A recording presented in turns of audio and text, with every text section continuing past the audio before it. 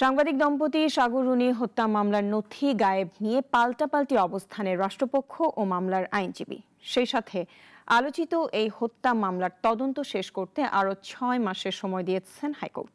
অলিউল রানী। সাংবাদিক দম্পতি সাগর সরোয়ার ও মেহেরুন রুনি হত্যার 14 বছরেও উদ্ঘাটন হয়নি রহস্য। তদন্ত প্রতিবেদন দাখিলে 118 বার সময় নিলেও এখনও দাখিল করা সম্ভব হয়নি তদন্ত রিপোর্ট। রাজনৈতিক পট পরিবর্তনে গত বছরের 30শে সেপ্টেম্বর সাগর রুনি হত্যা মামলার রহস্য উদ্ঘাটনে টাস্কফোর্স গঠনের নির্দেশ দেন হাইকোর্ট। সেই সাথে 6 মাসের মধ্যে তদন্ত শেষ করে প্রতিবেদন দিতেও বলেন আদালত।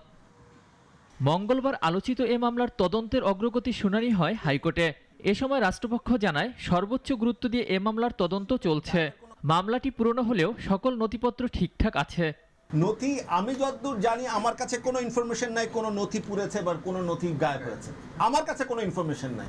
এখন আপনি সব নথি বলতে কি বুঝাচ্ছেন সেটা আপনি জানেন, মানে যা পাওয়া গেছে আর কি ওই সময় সেটা অবশ্যই আছে, নাহলে ইনভেস্টিগেশন করছে কিভাবে। তবে বাদীপক্ষের আইনজীবী জানান মামলাটি অনেকদিন আগের হওয়ায় কিছু নথিপত্র হারিয়ে গেছে বলে বলতে চেয়েছে রাষ্ট্রপক্ষ।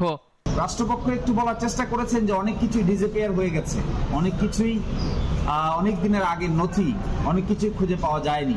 সিডি ডিভিডি কোন জায়গার কি হয়েছে, মিসপ্লেস হয়ে গেছে, যথেষ্ট জায়গায় নাই, এই সমস্ত কথা তিনি বলেছেন। এ হত্যা মামলায় তদন্তের জন্য 9 মাস সময় চাইলে 6 মাস সময় দিয়েছে উচ্চ আদালত বলে জানান রাষ্ট্রপক্ষ।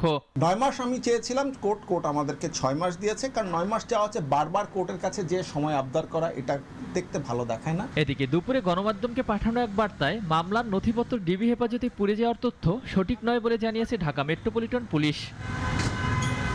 অলিউল রনি, নাগরিক, ঢাকা।